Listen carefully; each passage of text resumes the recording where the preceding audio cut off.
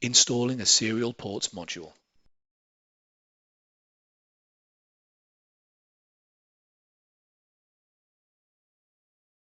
Remove the filler from PCIe riser 1.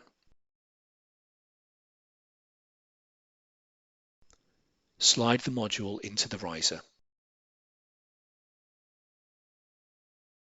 Secure the module to the riser with a screw and then close the retainer.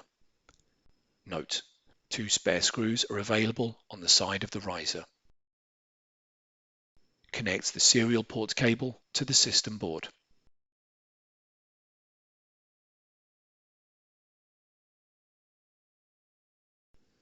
Lower the riser assembly until it is firmly seated in the chassis and then tighten the 2 captive screws to secure it. If applicable, reconnect the cables.